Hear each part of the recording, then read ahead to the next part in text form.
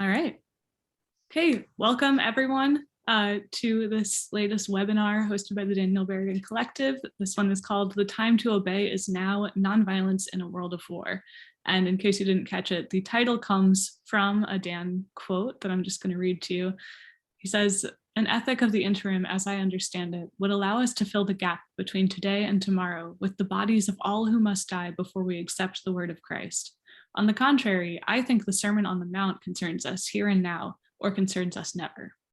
In whatever modest and clumsy a way, we are called to honor the preference of Christ for suffering rather than inflicting suffering, for dying rather than killing. In that sense, all interim ethics have been cast aside. The time to obey is now." We are really excited to welcome Frida Berrigan and Yuri Shelizenko from Ukraine. But before we get into that, we're going to have Bill Wiley-Kellerman, one of the Daniel Berrigan Collective steering committee members, lead us in a prayer based on some Thich Nhat Hanh images.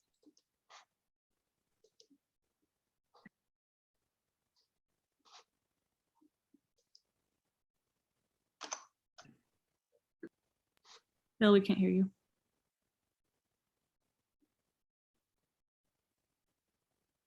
You have to unmute yourself, though.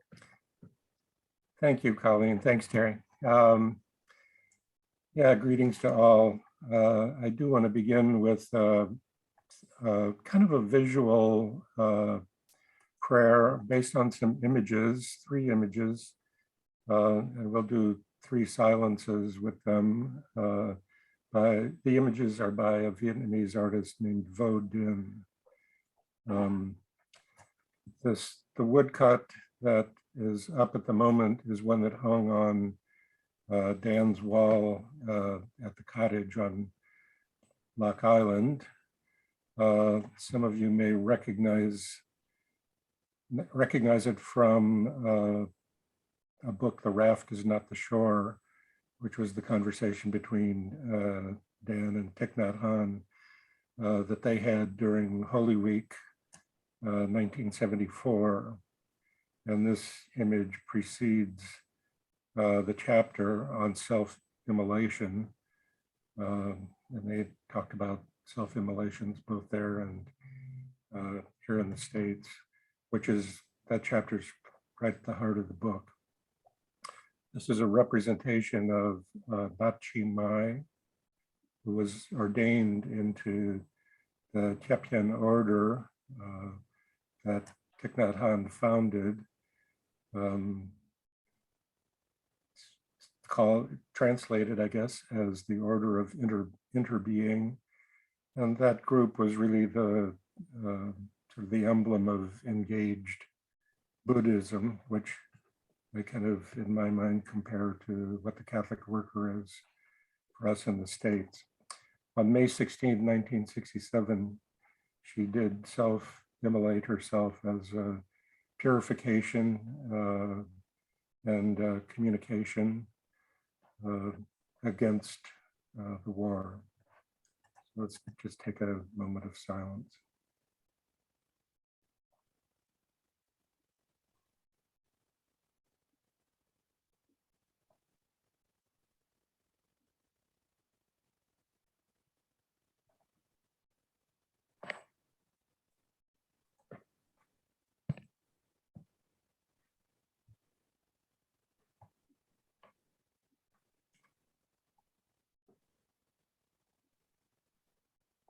The second image is a pen and ink drawing by Vo Dinh. This was an illustration in a book of poetry by Nhat Hanh called The Cry of Vietnam, which was published in 1968. The order had spearheaded a campaign throughout Vietnam where they said, "War is the enemy."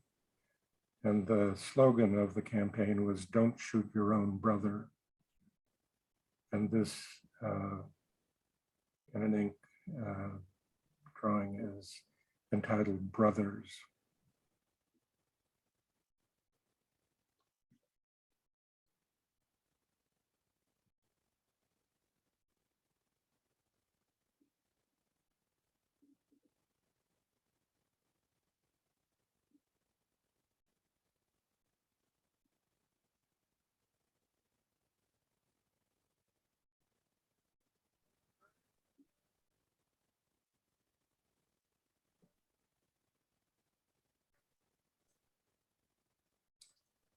And the third image was on the facing page.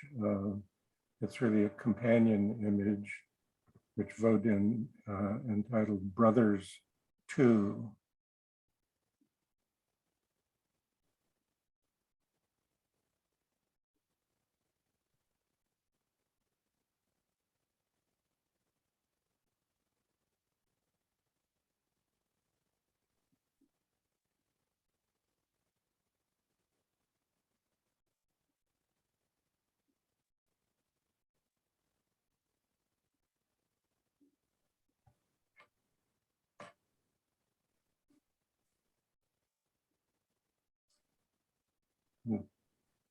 I would just note that in the first image, the two who are one have not recognized yet that they are brothers. In this one, the one in the seated in the lotus position has recognized the other.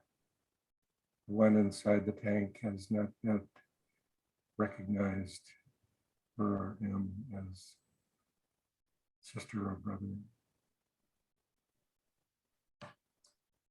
I offer this prayer of gratitude for the vision of Daniel and Thich Nhat Hanh, Nachi Mai, and Vodin. Amen.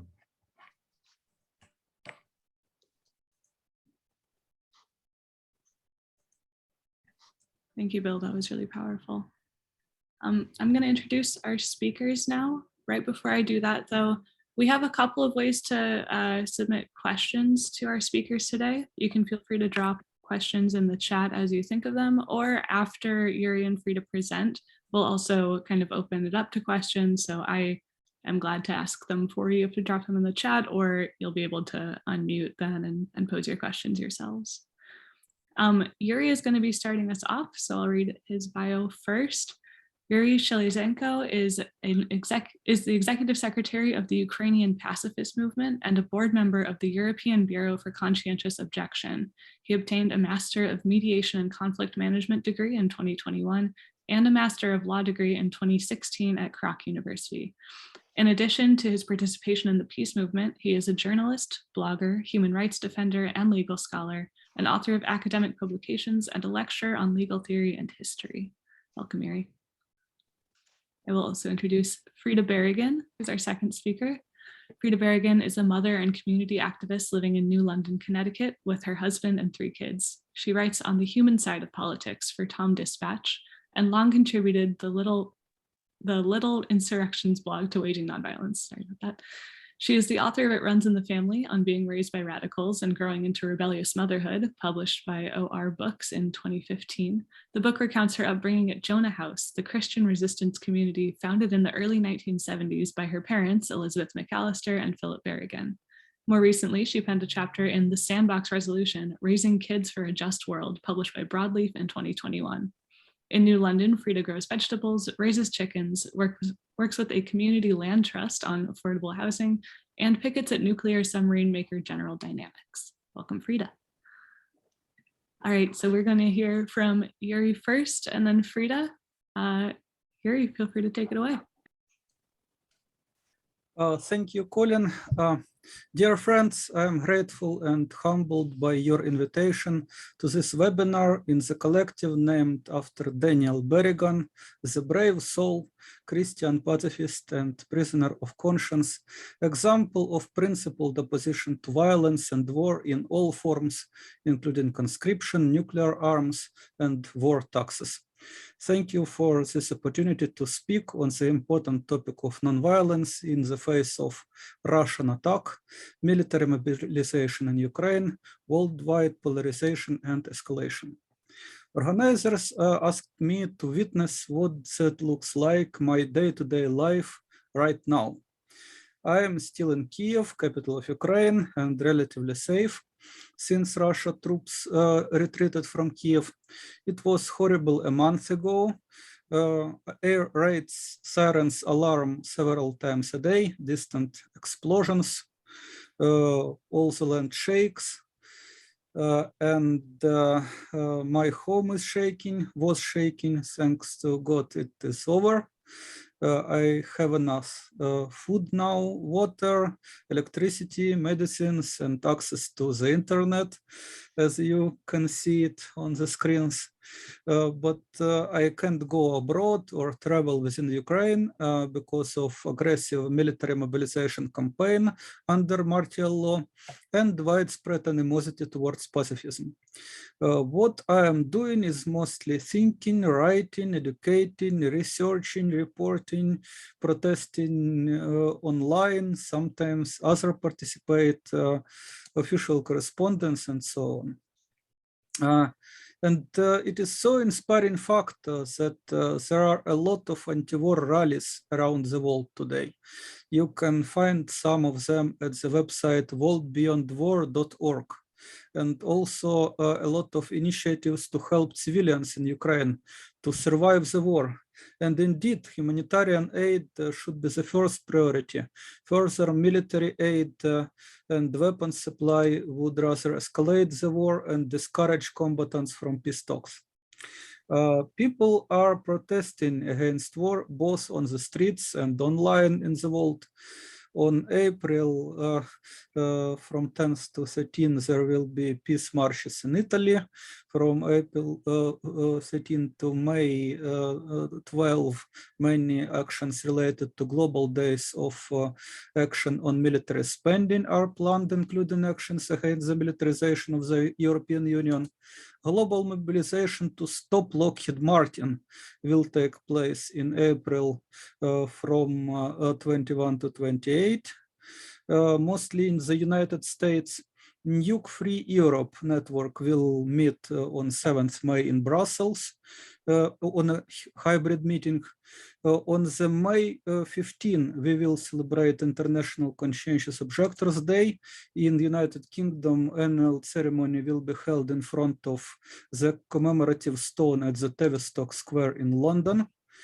In June, there will be conference and other peace events in Vienna on occasion of the first meeting of signatories to the United Nations Treaty on the Prohibition of Nuclear Weapons. Also in spring and summer, we will see in Germany and other countries several protests against NATO and its involvement in the Ukraine war. And the 9th September, War Resisters International organizes the manifestation Future Without War in Utrecht in the Netherlands. So voices for peace in Ukraine and around the world will be loud this year. We need indeed to support good faith peace talks leading to immediate ceasefire, to protest against investments in war machine and nuclear apocalypse, especially in the world where millions of children die annually because of hunger, which may worsen after bombings of the world's breadbasket. And not to forget climate change, so many global problems and so reckless warmongering. And we should say loudly, no more weapons, no more hatred. Give the world all truth and love people desperately need today. I usually say there are three ways how to help the cause of peace. Firstly, we should tell the truth, that there is no violent way to peace, that current crisis has a long history of misbehavior on all sides, and further attitude like we are angels, can do whatever we wish, and they are demons, they should suffer from their ugliness. This attitude will just lead to further escalation, not excluding nuclear apocalypse, and telling the truth should help all sides to calm down and negotiate peace. Truth and love will unite East and West. The truth generally unites people because it is non-contradictory, while lies contradict themselves and common sense trying to divide and rule us. Second way to contribute to the cause of peace, we should help the needy, victims of war, refugees, displaced people, as well as conscientious objectors to military service. ensure evacuation of all civilians from urban battlefields without discrimination on the ground of gender, race, age, on all protected grounds, donate to United Nations agencies or other organizations helping people like Red Cross or volunteers working on the ground. There are a lot of small charities. You can find them in local social networking groups, online, on popular platforms. But beware that most of volunteers in Ukraine, locals, are helping to the armed forces. So check their activities and ensure and insist you are not donating for weapons and more bloodshed and escalation. And thirdly, last but not least, people need peace education. People need hope to overcome fear and hatred and embrace nonviolent solutions. Underdeveloped peace culture, militarized education, which produces rather obedient conscripts than creative citizens and responsible voters, is the most common problem in Ukraine, in Russia, and in all post-Soviet countries. Without investments in development of peace culture and peace education for citizenship, we will not achieve genuine peace. So I hope that with the help of all people in the world, telling the truth to the power, demanding to stop shooting and start talking, aiding those who need it, and investing into the peace culture and education for nonviolent citizenship, we could together build a better world without armies and borders. A world where truth and love are great powers embracing East and West.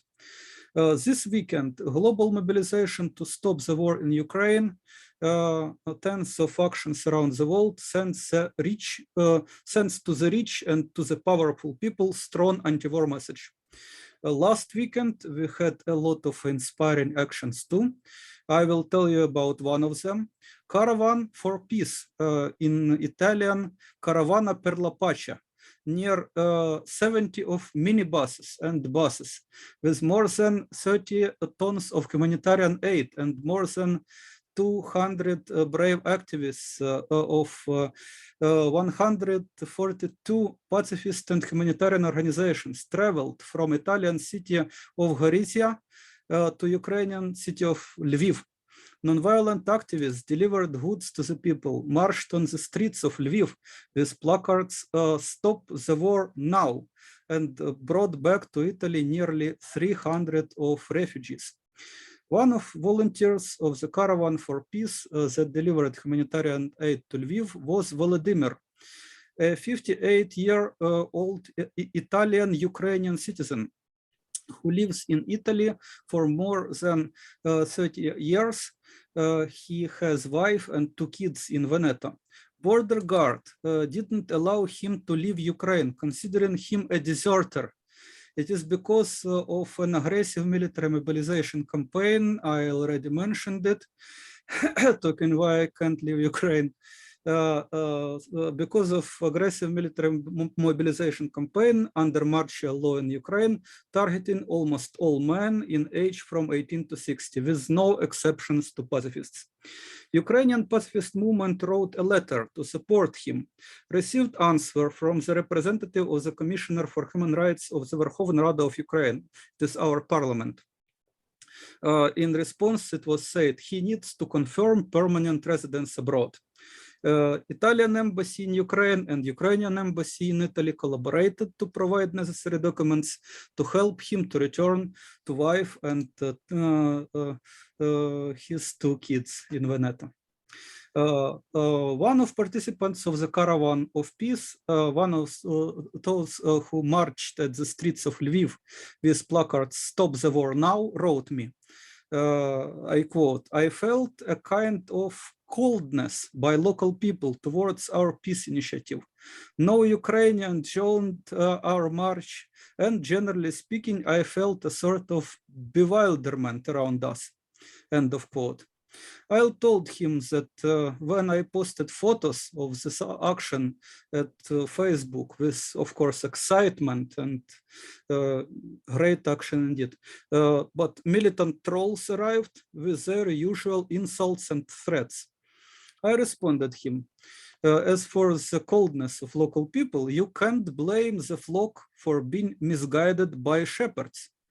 You know, someone told me that Mayor Andrei Sadovy, mayor of Lviv, asked peace activists to not show peace and nonviolent flags since they are too colorful and there is aerial threat alert. On my ironic question, were there any right-wing alerts? I received a wink smile response. Mr. Sadovy is Greek Catholic, but he probably missed this wonderful Angelus where Pope Francis called to silence weapons and abolish war. The mayor of Lviv is a busy man. War effort takes so much time, and as well as making selfies when he teach kids rifle shooting. Even before the Russian invasion, he said all school children in final classes should be trained to shoot. Our President Zelensky is no better. After all, total mobilization of all men is his order. And no moral authority dares to call political leadership for peace. No church in Ukraine even supported official peace talks. We did, Ukrainian pacifist movement, churches not support peace talks, not to say to call for good faith negotiation. Ukrainian Council of Churches and Religious Organizations, mainstream organization of churches and other religious organizations, doesn't pray to God for peace. It blesses armed forces of Ukraine and appeals to NATO to enforce a no-fly zone over Ukraine, ignoring a risk of nuclear war. They behave just a little better than Patriarch Kirill of Moscow, who blessed Putin's illegal invasion of Ukraine. Of course, they don't violate laws of man. They support self-defense, not aggression, yeah. But it is said, you shall not kill. And if all people listen to their conscience and refuse to kill, non-violently resisting injustice, as some conscripts and soldiers already did, this war would cease. I wonder, how large is the part of post-Soviet clergy that doesn't care about conscience and believe in guns more than in prayers? God knows when Ukraine will have our own Daniel Berrigan and mass anti-war movement. We know how hard it is to advocate nonviolence in time of war from experience of Ukrainian pacifist movement. When you make a statement calling for de-escalation, peace, protection of human rights, to conscientious objection to military service, a lot of people respond with hatred and suspicion, using insults and threats without hesitation. Recently, after public criticism of the privation of almost all men of right to seek refuge abroad, I received many weird phone calls and messages with photos of dead Russian soldiers. My friend Ruslan Kotsaba already was imprisoned and assaulted in the past for his courageous protests against military mobilization and warmongering. In the first day of the Russian invasion, he told me he felt forced to hide from right-wingers and security agents. Our co-founder Igor Skripnik, initiator of anti-conscription group in Facebook and anti-war petitions, evacuated his family from Kharkiv, but he still lives there himself. Our new member, Ilya Ovcharenkov, a follower of Leo Tolstoy, went in Hungary. By the way, some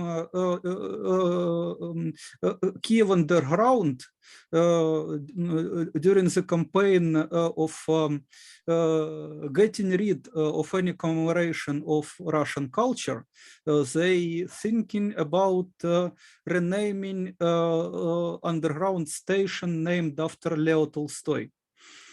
And not to Mahatma Gandhi, but probably to some of the military. What a shame. But we have in our movement follower of Leo Tolstoy, Ilya Ovcharenko, and he went to Hungary. He works now in Hungary, in Europe, in the factory, and he makes cash registers. And he told me that some people, probably from Territorial Defense Forces or from Security Service of Ukraine, contacted his mother in Kryvyi Rih, seeking him and threatened to bury him because of his popular TikTok video advocating conscientious objection and peace talks. He made a careless statement about the necessity of territorial concessions to avoid mass death. I explained to him how to develop this idea more wisely, because of course any territorial question should be postponed.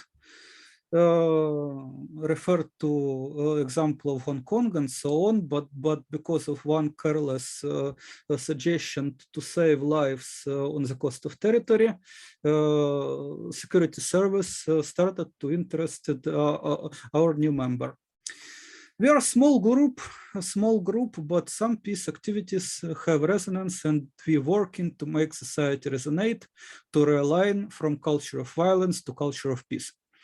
Demilitarization and commitment to non-violence is the most needed motto in contemporary time. I feel it would be proper to quote Pope Francis. "Wars are always unjust," he said in conversation with Patriarch of Moscow Kirill. "Our hearts cannot help but cry in front of the children, the women killed, all the victims of war. War is never the way. There was a time when in our churches, when people spoke of a holy war or a just war. Today, we cannot speak in this manner. A war is always the defeat of humanity, always. We, the educated who work in education, are defeated by this war because it is elsewhere. We are responsible. There is no such thing as just war. They do not exist." End of quote. So truthful saying of Pope Francis. And he said also at his weekly Angelus address, quote, "War should not be something that it is inevitable. We should not accustom ourselves to war. Before the danger of self-destruction, may humanity understand that the moment has come to abolish war, to erase it from human history before it erases human history." End of quote. I can stop quoting these wise words of Holy Father, full of hope and long-term vision. And I am sure many people throughout the world hearing these words thought it is like my conscience spoke from above. He said exactly what I feel. Thanks to God, someone have courage to say it. But are political leaders hearing their conscience and voices of the people? That is the question. Unfortunately, military and political leaders think otherwise, and the media and society are vulnerable to warmongering.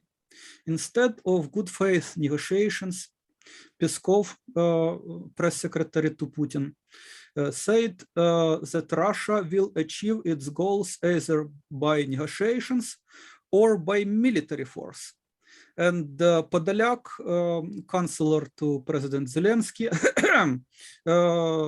one of top negotiators of Ukraine, Podolyak said, the next round of peace talks is postponed until armed forces of Ukraine will seize more comfortable position for negotiators.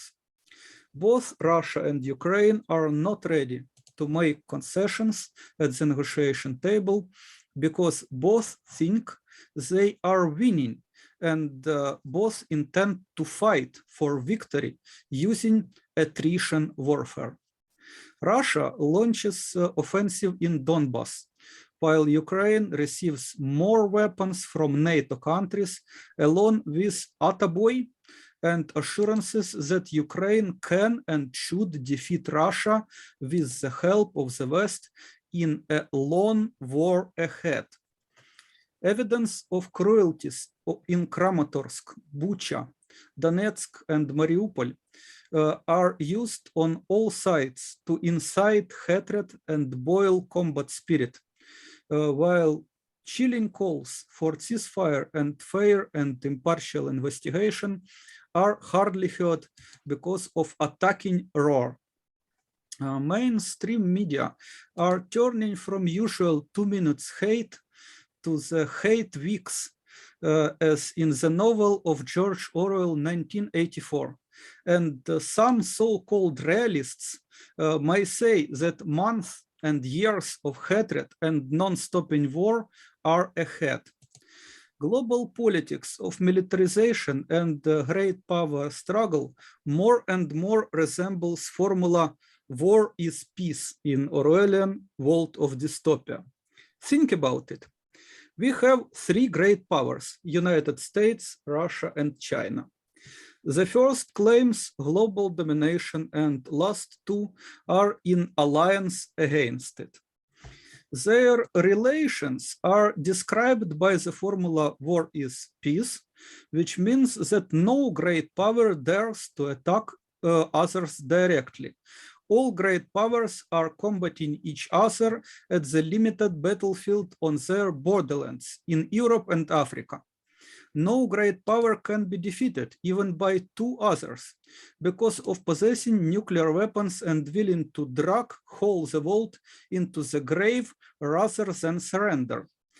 And the main purpose of this war is not conquest for new territories and resources, not liberation and not progress, as propaganda of war suggests. Main purpose of the war is to preserve archaic hierarchies of power and wealth, to hold people in ignorance and poverty, so ruling class can easily manipulate the people by methods very similar in all 3 empires, despite cultural differences. It is not some sort of secret conspiracy, no. It is public order, people use it too. It is the reality about which so-called realists talk so much. And to say honestly, it can and should be described as archaic culture of violence, making people to harm each other and harm in return, and think this vicious circle of violence is normal, passing common practices of violence from generation to generation. However, the reality of war and violence is not the only and exclusive reality. What so-called realists don't see in their simple dystopian world is peaceful life in all diversity of cultures. When we refuse to kill, when we are protesting against war, militarism, and war profiteering, we challenge these precious dystopias. And it is not just about peace movement. Peace culture is wider. Most people, most of time, in most of places, are managing to live without violence, despite it is not enough reported in the media and loosely documented in history books, even when people show admirable heroism like changing life for better for many people instead of just enjoying life on their own. For me, the best form of realism is making real best dreams of people together. This kind of realism already made reality less violent. Peace talks continue in parallel to warfare. This was unthinkable a century ago. Activists and experts on all sides are exposing lies of propaganda, helping to heal the wounds of war and call for peace instead of turning into cannon fodder. United Nations and international courts give hope for justice, absent in the past when people had no remedies than force of weapons. Numerous peace movements in global civil society unites whole the world and denounces all delusions of violent and militarized global governance, like the unipolar imperialist kingdom of Antichrist and Orwellian dystopia of autarkic multipolarity.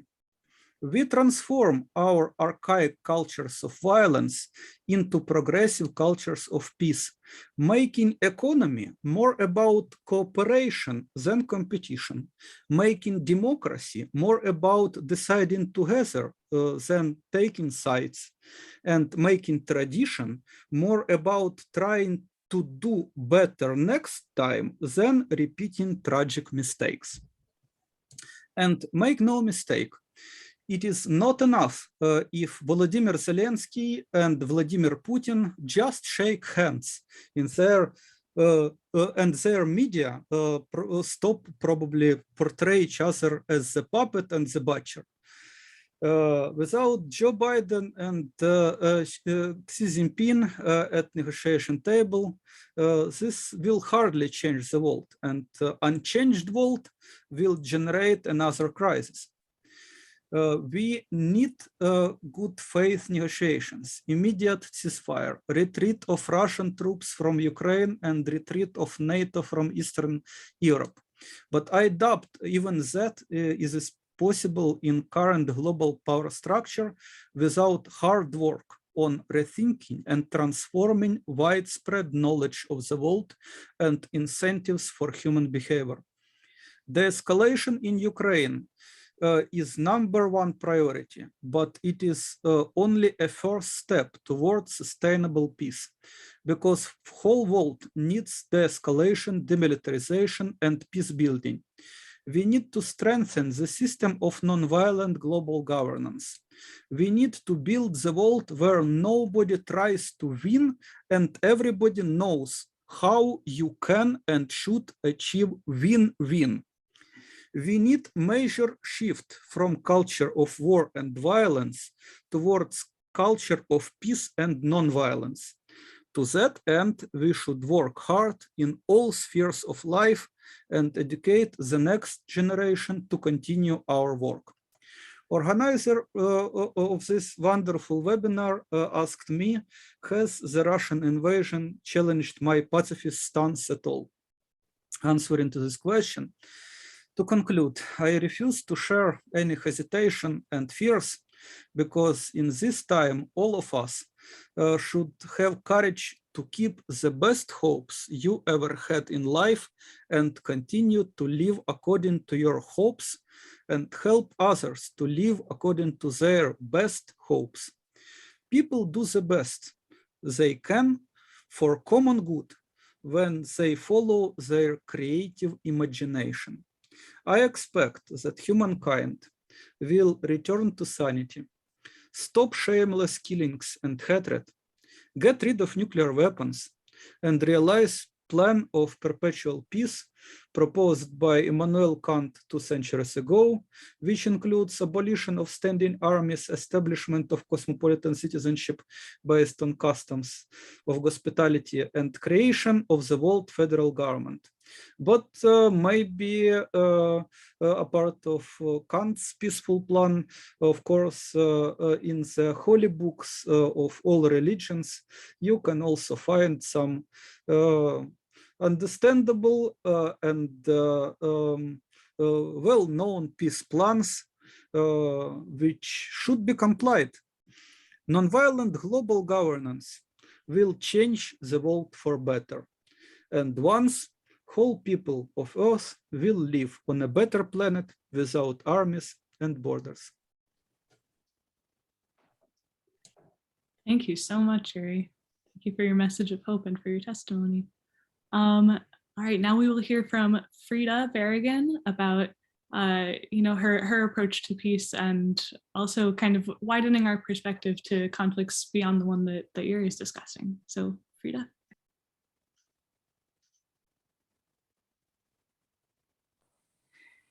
It's like it's my first time on Zoom. So where's the mute button? Okay. Well, okay, so you can hear me good.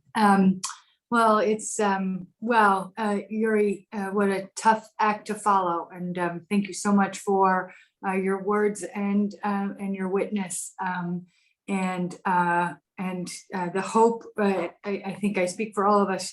Just the hope of knowing that pacifism and nonviolence sits right in the heart of one of the raging conflicts right now. Is just so well. It's just so inspiring and motivating, and kind of calls me certainly to a deeper seriousness and a deeper commitment to nonviolence. So thank you. I don't want to take too much time because I got to get back to my Wordle, Terry. So. Colleen, feel free to interrupt me if I go on too long. Colleen read these words already, but I think they bear repeating. And so I'm going to start by reading this kind of reflection on the ethic of the interim again, and then kind of carry on with my remarks after that. So Dan writes, an ethic of the interim, as I understand it, would allow us to fill the gap between today and tomorrow with the bodies of all who must die, before we accept the word of Christ. On the contrary, I think the Sermon on the Mount concerns us here and now, or concerns us never. In whatever modest and clumsy a way, we are called to honor the preference of Christ for suffering rather than inflicting suffering, for dying rather than living. In that sense, all interim ethics have been cast aside. The time to obey is now. And I read these words and I hear his voice sort of in my head as I read them, and I just want to cry. And maybe I'm not alone in that. I miss my uncle so much and feel so bereft and without the tools I feel I need to dismantle the hatred and injustices and refashion equitable systems and build peaceful lands for people to live in. I hear these words and I feel really small. And maybe that's the point. I am small. I am one person out of 7.9 billion people. I am a little blip in a big world. But of course, as an American and a white person, I also have all my plastic wrappers and all my ozone obliterating carbon emissions and my meat-based flatulence along with my little self. How dare I think I am big enough to solve the world's problems, big enough to think that if I were president, I would have a different response to Russian aggression or to acts of terrorism or to the global recession. And I think Dan knew the truth of power, right? That it molds and corrupts and revises. And he saw it operating within our church first, within the institutional church, and then saw it in our geopolitics. And he knew that if I were president, I would no longer be the same person, having compromised myself beyond recognition to climb a very tall and very narrow ladder and please all of the right people. And I had a small taste of this a few years ago, as some of you know, running for mayor of my small town as a member of the Green Party. And a lot of the feedback I got was, well, it's too bad you're a Green. I would have voted for you if you were a Democrat. So even in our town, there are forces and interests that shape power and compromise integrity.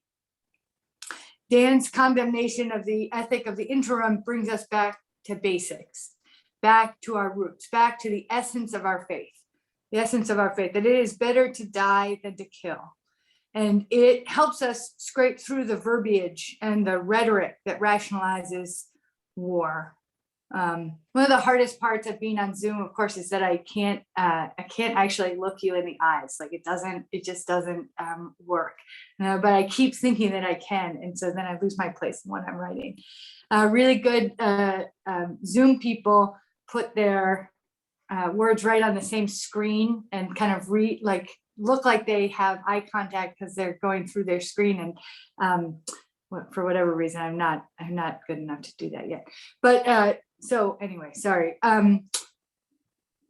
Right, these words, this call helps us to hold on when so much of what is known as the left in the United States is either passive, right? Oh, war, the bad, so bad, but oh, what can I do? That's my passive. Or performative. So lots of Facebook and Instagram based solidarity, right? The frames around our photos and all of that, or partisan. Many of the demonstrations in my area here in Connecticut have been very pro-Ukrainian, very nationalist. In bigger cities, there's been a lot of pro-Russian rhetoric, adoption of the Russian rationale for special military operations around denazification, and on the way leftier than left, this embrace of full-on embrace of the Russian project. So all of this is so much sound and fury, signifying nothing. If these are the options, then perhaps we just need to do nothing. If it's the option between passiveness, performance, and partisanship, right? Perhaps part of practicing nonviolence in a world at war, for those of us who are Americans, United Statesers, most pointedly, perhaps for those of us who are white, is to just be, right? As Dan quipped, don't just do something, stand there.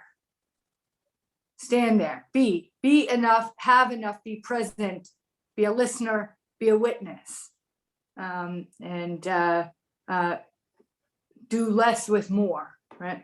In the context of the war in Ukraine, minimally, that means not turning away. Even when reading and watching and knowing minute by minute, as we can in this hyper-connected, data-saturated world of ours, even when that kind of being present can make us feel powerless and stressed out, not turning away, turning toward, and then doing the small things in our own communities and contexts that are everyday kindnesses, that knit new stitches in our human fabric.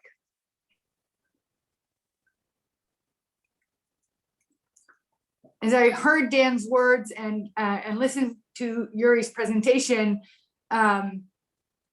I recalled Ben Salmon, right? The American Catholic conscientious objector to World War I, who was imprisoned, tortured, and starved for his insistence that either Christ is a liar or war is never necessary. Either Christ is a liar or war is never necessary.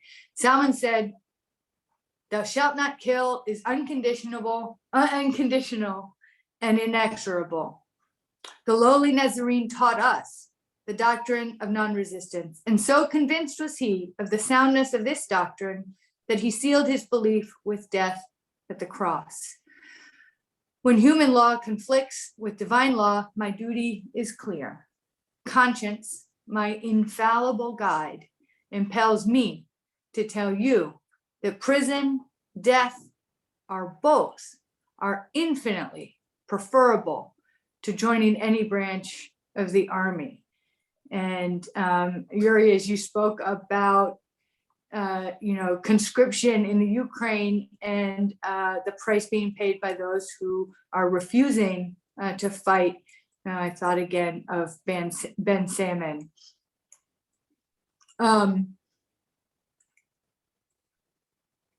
I also keep thinking about how the practice of nonviolence is new. And Yuri talked about the need for peace education and for a culture of peace. And I think that is right on, right? That the practice of nonviolence is as new as human beings, right? which are pretty new, and is new again with every technological evolution that outpaces our human evolution, right? The pace of technology gets ahead of us all the time, and we need to continue to adapt. We are nonviolent toddlers. We are just beginning. We need a lot of practice. And so thanks in part to Felice and Jack Cohen-Japa and the cataloging of resistance that they are so adept at. I have a couple great practices to share with you, right? And maybe you all participated in some of these or know about them already, but I'll just kind of recount them now. So some of the practices of nonviolence, right?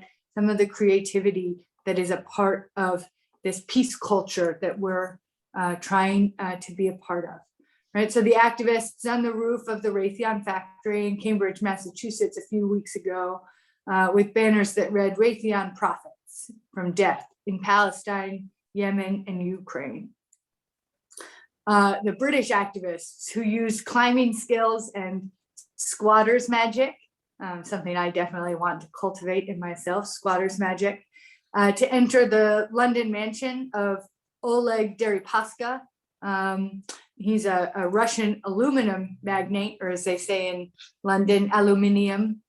And they took over his mansion with the intention of opening it up for Ukrainian refugees. Something, incidentally, that the mayor of London had also called for, to open up all of these empty mansions on Oligarchs Row in a neighborhood of London, opening these places up for people fleeing war in Ukraine. In a statement sent to The Guardian, the squatters said that the invasion of Ukraine was the latest in a long line of human rights abuses by Putin's government, including the bombing of Syria, the mistreatment of LGBT people. And they said this mansion will serve as a center for refugee support for Ukrainians and for people of all nations and ethnicities. So, and then of course, there's also the power and creativity of the Russian anti-war movement, filling the jails and using all sorts of creative ways to get around censors and repression. And then just people, paying the price. So one example of this is a Reverend Burden, rector of a church, or Russian Orthodox Church, who called the war a war and spoke out against it from the pulpit. Afterwards, he told Religious News Service, "I don't consider it possible to remain silent on the situation. It wasn't about politics, it was about the Bible. If I remain silent, I am not a priest." Reverend Burden was born in the Ukraine and has been really subjected to quite a lot of pressure since speaking out, but continues to speak out. Russian feminist activists who are doing creative things like weeping dramatically on public transport as a clear but sneaky anti-war protest, stamping money with anti-war messages, producing missing person notices about conscripted Russian soldiers, and doing all they can to pierce through Russian state propaganda and repression. And as the Russians fill the jails and all of this work is happening, I keep thinking about my own pacifism, right?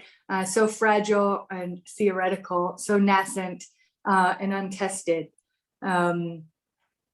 still in need of so much practice. I was briefly famous in college after the Women's Center heard that I stuck my finger up a boy's nose at a party when he was getting into my space a little bit too much.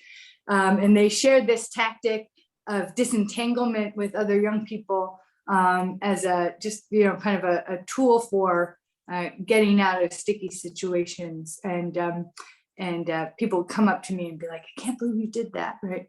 I guess it was not violent because I didn't hit him, but it was, I did, violate his own personal space, right?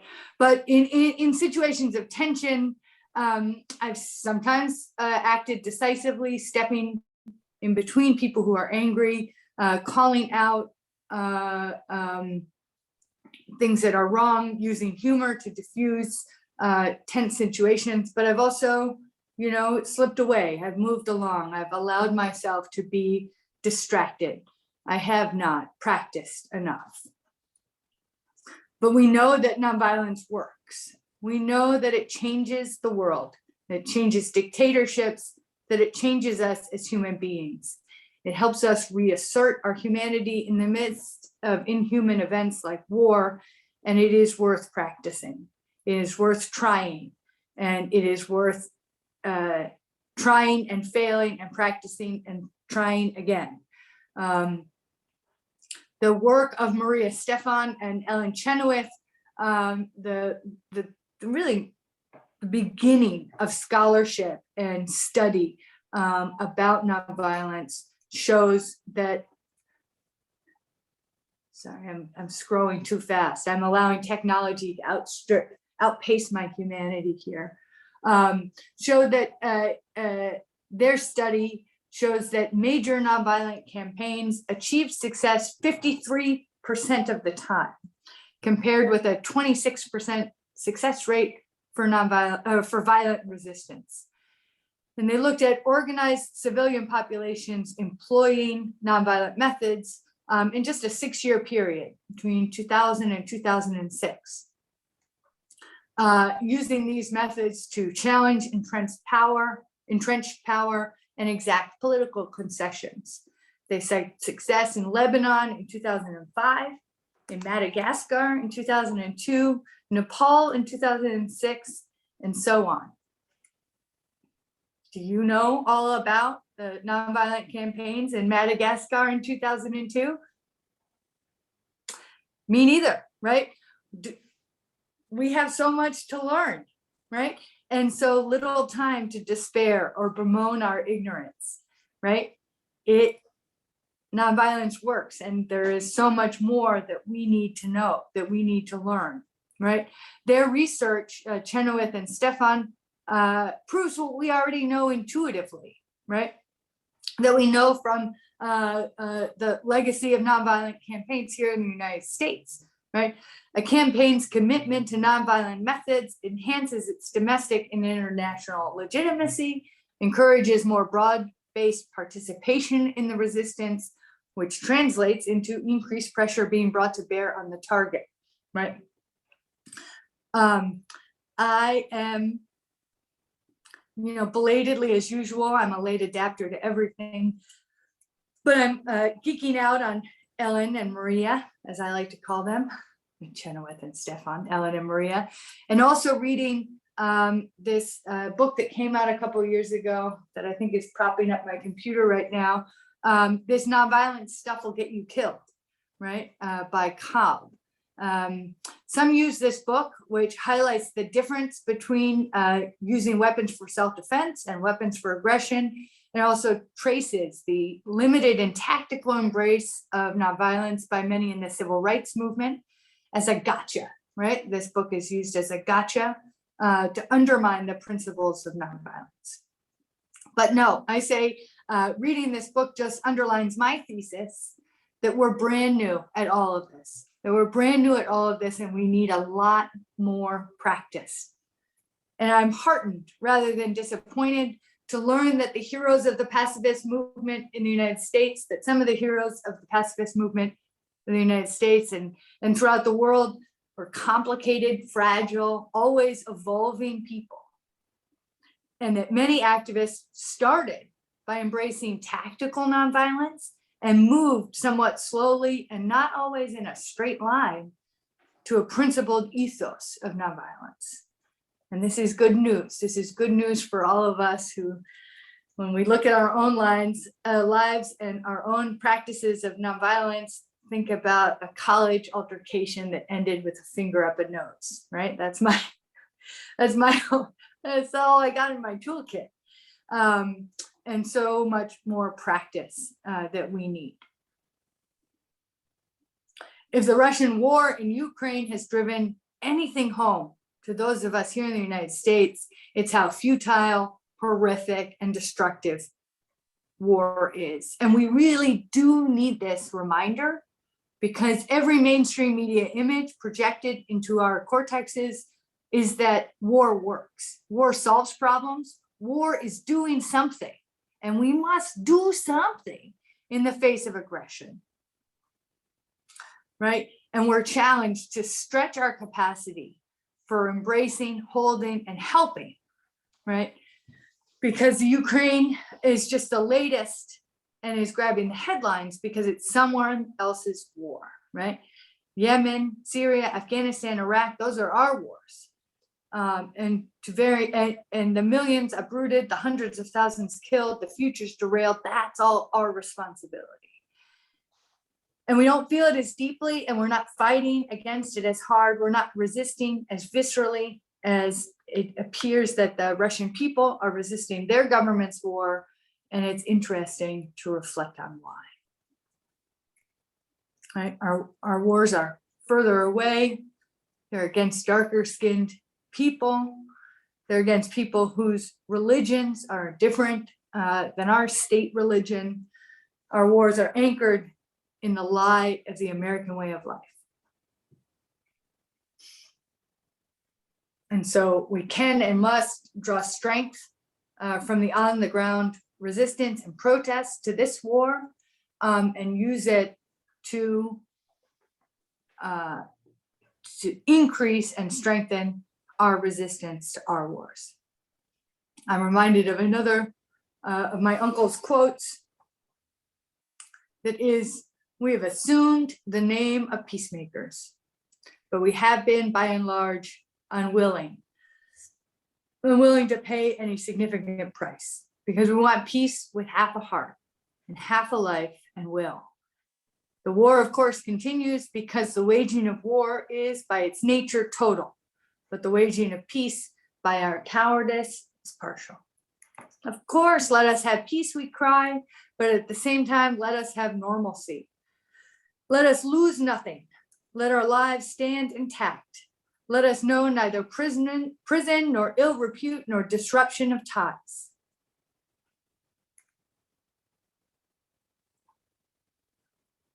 And it strikes me that the people going to prison for holding up "thou shalt not kill" signs in front of Russian churches are not acting with half a heart. Do I still have a couple of minutes, Colleen, or am I done? Yeah, we were probably going to wrap in like 10, but we can go on a little longer. Oh, the whole thing was going to wrap up in 10? I don't know if we declared an end time, but let's aim for 1:30 as our finish time. So you could talk a little bit more, and then we can do a few minutes of questions and answers. Oh no, then I'll stop there to give time for questions. I have like 7 more pages of talk. So oh my gosh. Well, if you want, you can send your talk.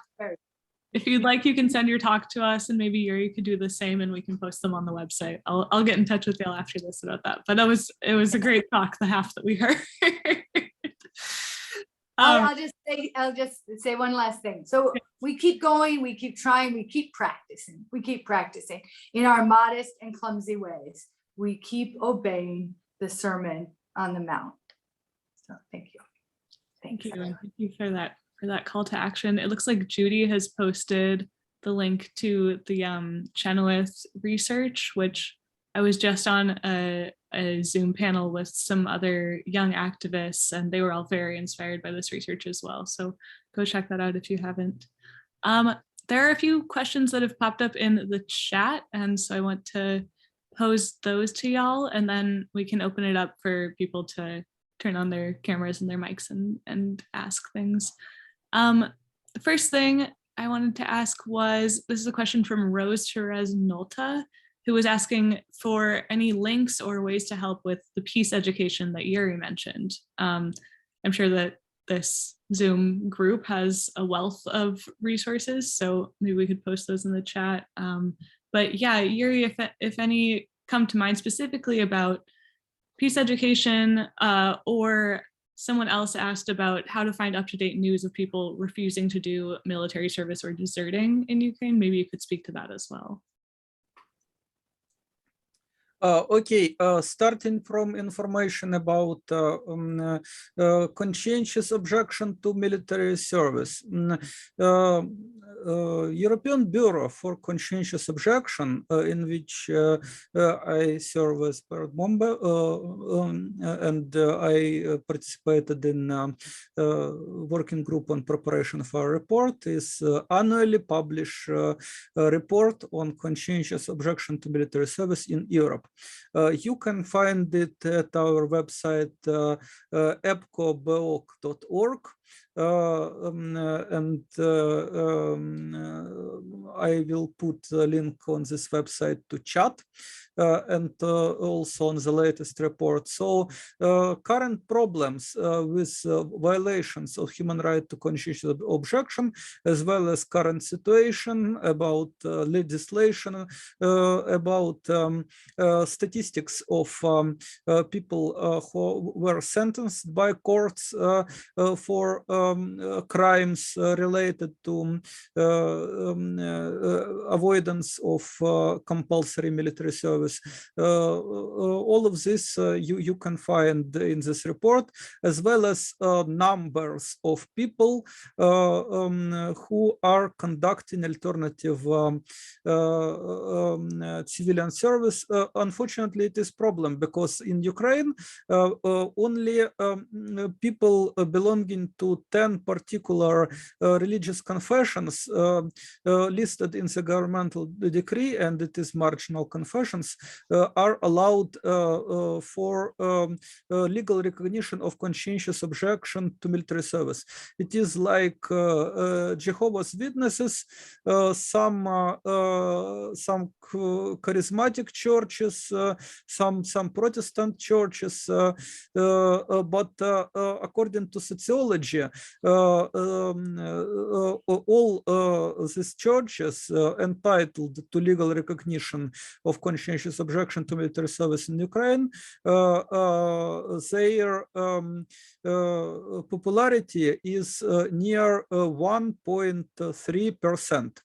And total number of people who are not trust the army, and with this attitude, people will, of course, probably will unwilling to fight in the army. This number is 15%. So it seems that current prohibitive legislation allows to conduct civilian service instead of military service only to 1 of 10 people who are not inclined for military service, and very lot of numbers of people who are avoiding military service. There is some ways to it. Many people use some deferrals, like for family reasons, for educational reasons, and so on.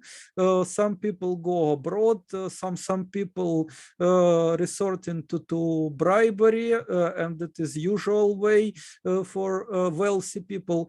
And last time it was a lot of efforts to stop the bribery.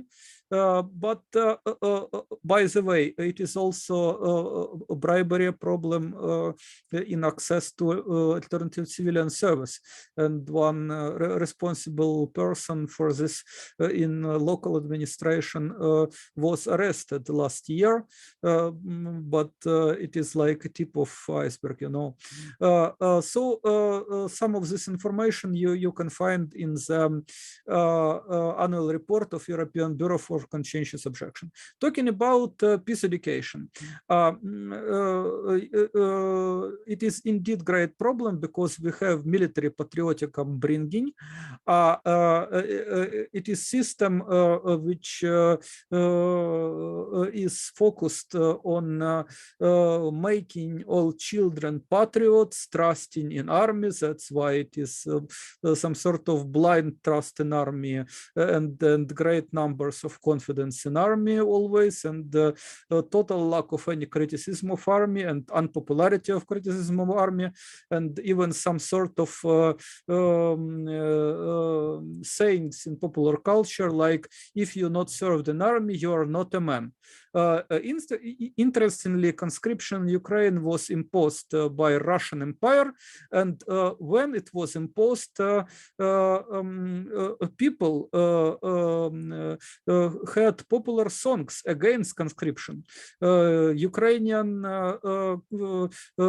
famous pedagogue of this time and scholar Mikhailo Dragomanov published a book with this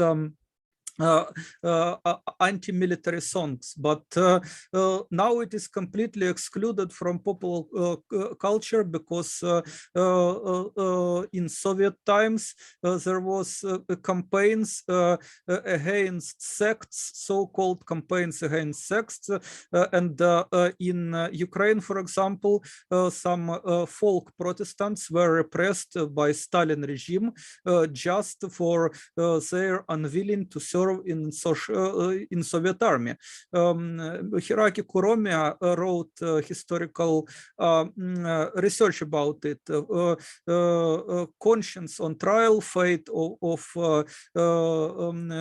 Pacifists in Stalin's Ukraine. You can find this book. What we really need, first of all, we need modernization of our education, implementation of some sort of civics, usual in the West, but not usual in Ukraine. We have some initiatives of this sort, and even supported by Western benefactors, by our own Ministry of Education. This situation with civic education and perspectives of peace education, we discussed. There is a video on YouTube. I also will put a link. It named, if I'm not mistaken, peace education in Ukraine and Europe. I will put link in chat, and also I wrote a short article about it, and I will probably wrote more, because peace education is what needed. We need peace education for citizenship, making people not obedient soldiers, but responsible and creative citizens and free citizens, free to follow their conscience, of course. Also, we need peace journalism, critical to army, objective reporting on all what's happening. We need this mass peace movement, which is unthinkable without this peace education and peace journalism. And all of this lacks people, lacks resources, lacks cultural grounds, because all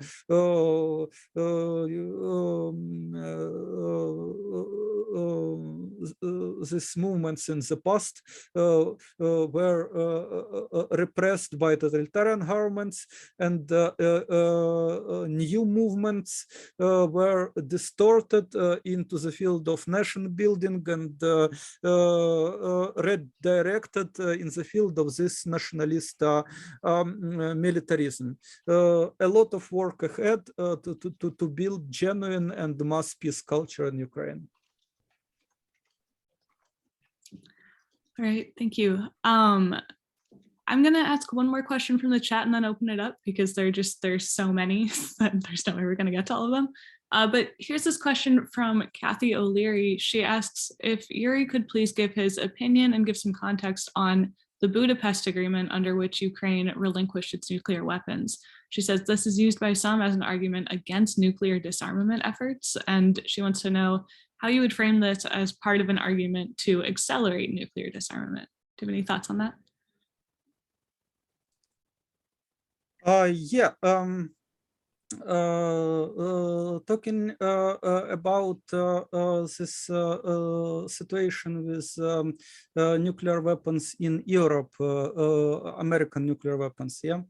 Well, it is a fact that corporations profit from war and warmongering, including fears of nuclear war, because when, for example, some aggressive actions on the West are starting, Russia immediately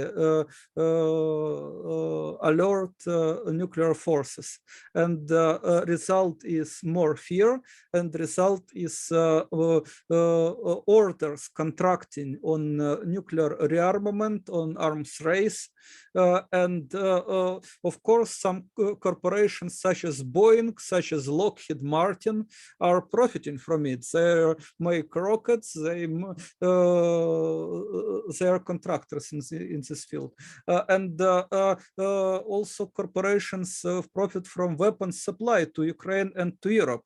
To Ukraine for this combating Russian troops, and to Europe for supporting more alertness, more military spending, and it is huge profits. For example, French company Thales SA, I hope I pronounce this brand correctly. They make these weapons to destroy tanks, and they supply it to Ukraine for public money of Western people, and their stocks on stock market rose near 40%, near 40. Not 14. 14, it is Lockheed Martin, and they yes, they also profit. Their stock rose for this month of Russian offensive. Thales 40%, Lockheed Martin 14%. Raytheon, American Defense Secretary Lloyd Austin was on board of Raytheon, and of course Raytheon is one of the key military contractors. And thank you, Frida, you already mentioned this non-violent action to expose Raytheon. Well, Raytheon also, their stocks are raising 6% or around, but it is large in the number of money they made on bloodshed, on death, on destruction. These people are trying just to boil this war and to profit from this conflict, while how they hope to profit without maximum escalation. I don't know, but it is probably like what I said in my presentation. It is what is final end of their plans. It is probably Orwellian dystopia. Three great powers, nobody can destroy each other. All of them are combating on small battlefield, and the main purpose of it, not victory, but preservation of structural violence, of wealth inequality, and of cruel power structures. It looks like it, and talking about, should we call Pope Francis to demonstrate at the Italian base? Holy Father can suggest that cannot continue.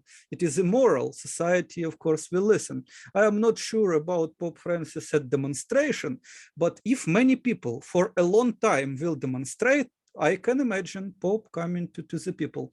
First of all, a Catholic Church is an institution which can implement long-term strategies, such as investing into peace education. And this probably should be first priority in the long term. As for immediate reaction, it is humanitarian aid, it is call to peace, it is mediation, and so on. Cool, you touched on some of the other questions that had been raised in the chat too. So now I'm gonna open it up to everybody. If you have a question for Frida or for Yuri, feel free to just unmute and go ahead and ask, and we'll probably wrap up in about 7 minutes.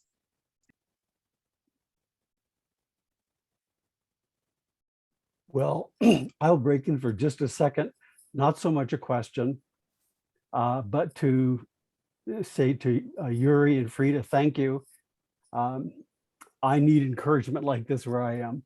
And for the rest of you, thank you also, because it helps me to look at the faces of people who stand against a violent conflict. So thank you all.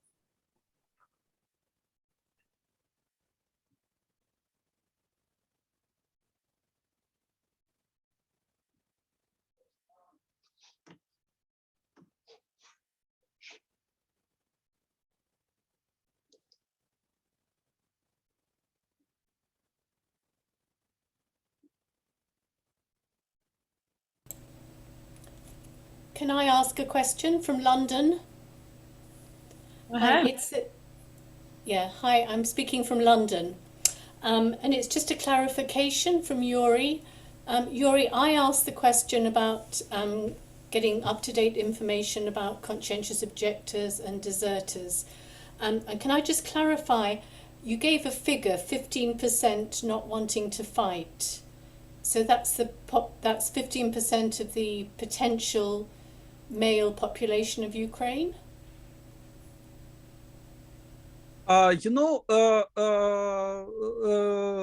This 15% is people who don't trust an army. As for people unwilling to fight, there is statistics on it too. I can't say numbers from memory, but I will find now the statistics and put in chat. This poll was organized before Russian invasion by Kiev Institute of Sociology. And by the way, this poll shows that near 30% of people are willing to fight with arms. More than 20% are willing for non-violent resistance to aggression. And I am not sure, but such polls are usually ordered by some organizations. And from what I heard, this poll maybe was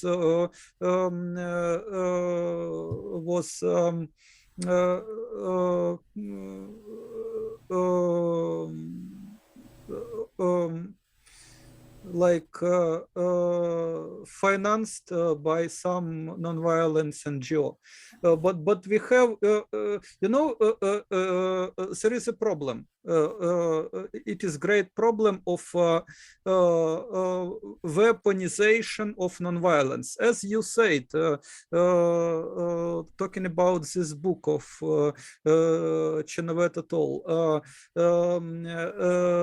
Non-violence is effective, and because of that, the military use it, misuse it, manipulate people. So important part of a culture of peace and peace education should be safeguards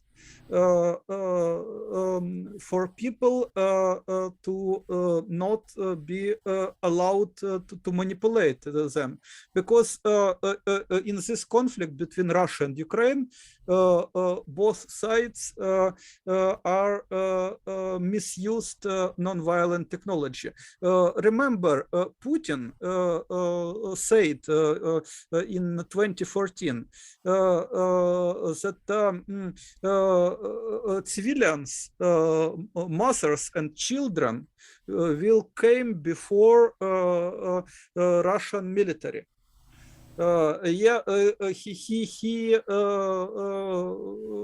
basically told about some sort of quasi non-violent action using people as human shield, because some people are ready. And of course, if people participate in this hybrid warfare, in weaponization of non-violence, it is lack of culture of peace. It is very, very primitive culture of peace, because any culture have elements of culture of peace. And most of people are drifting between understanding that violence is bad and thinking about violence as necessary evil. Consistent pacifists are gathering and practicing knowledge of nonviolent way of life. And this consistency is can be widespread with spreading knowledge of nonviolent way of life. I already put into chat what I mentioned, links on article Peace Education for Citizenship, a Perspective for Eastern Europe. I put into chat a link on YEPCO report on conscientious objection to military service in Europe, and on the video Peace Education for Citizenship in Ukraine and Europe. In this video, in European Network for Citizenship Education, in working group on citizenship education in formal education, I initiated discussion about peace education focusing in Ukraine. By the way, unfortunately, a lot of people who are not proponents of nonviolence are in this network. And you know, we had hard conversation with start of this invasion, because some people from Russia went there and said, you should immediately exclude all Russian organizations. You should ban Russian language, because we are all guilty.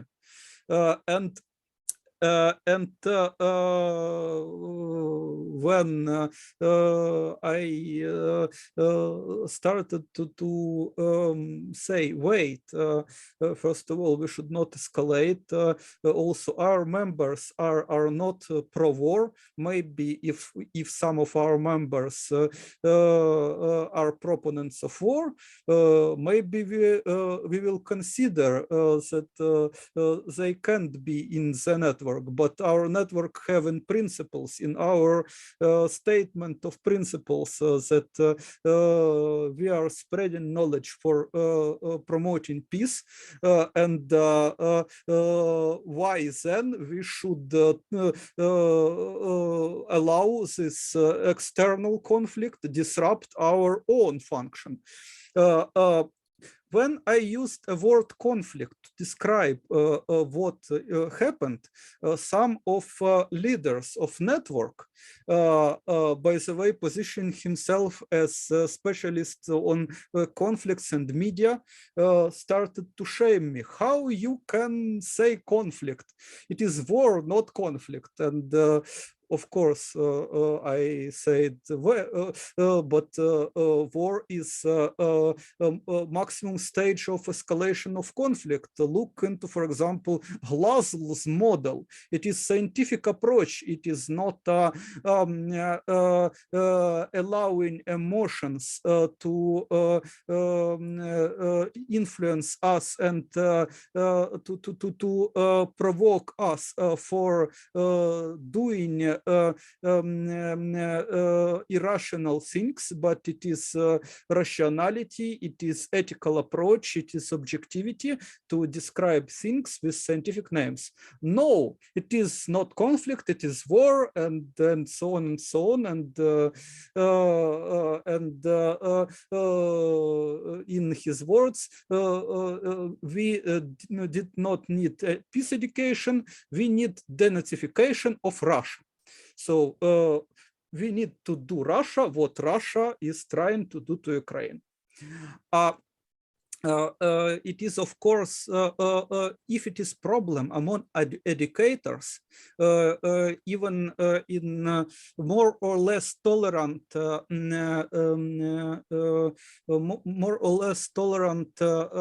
environment, where at least we managed to discuss peace education, some resistance, some insisting we don't need peace, we need animosity. And I can go on, I can, for example, mention that Danilev Center for Ukrainian Studies recently had a webinar about scientists during the war, and one of the scientists showed an icon of holy javelin, holy weapon. It is like Our Lady of gun. This attitude is widespread in Ukraine, and even people who supposedly know what is violence, who supposedly used it in the past or teach others how to resist non-violently to conflict, they are resisting to any de-escalation from Ukrainian side. They ready only to support someone with suspicion who de-escalating this on Russia side. So it is like bad approach to nonviolence instead of nonviolent way of life. Instead, not only resistant but nonviolent transformation, nonviolent progress. It is perceived like some weapon to use against enemy and to use in warfare.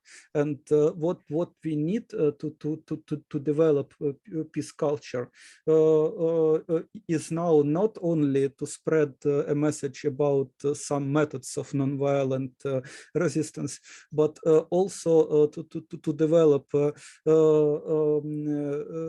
practical knowledge of nonviolent way of life, and including, unfortunately, knowledge of how do not become weapon in someone's hand, All right, yeah, I think that is just about the time we have. I want to thank our speakers again, Frida Berrigan and Yuri Shelyazenko. You can find some of Yuri's work through his Twitter is how I got to it.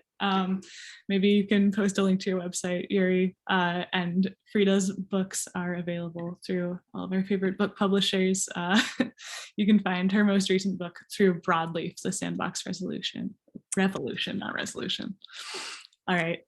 Can I say, I also put in chat press release with the statistics to answer a question about readiness to resistance Russian armed intervention.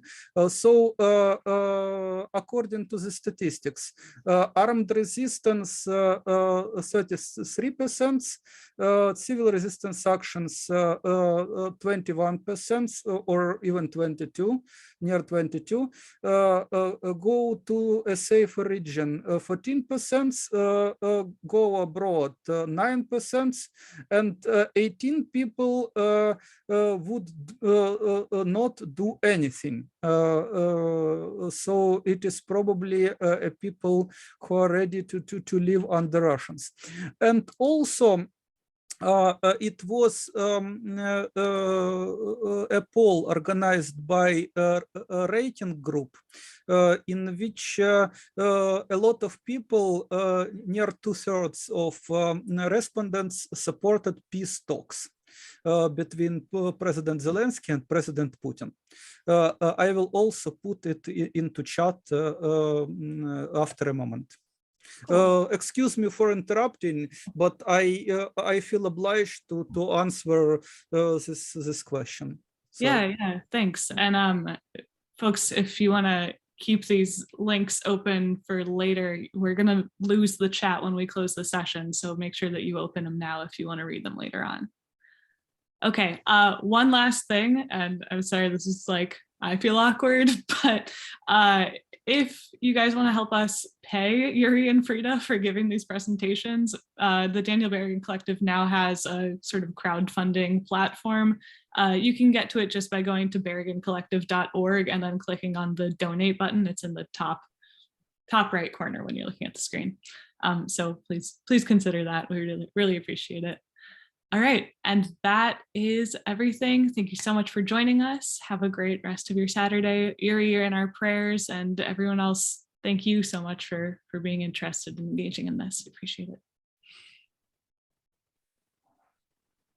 Terry, I think we can stop recording now.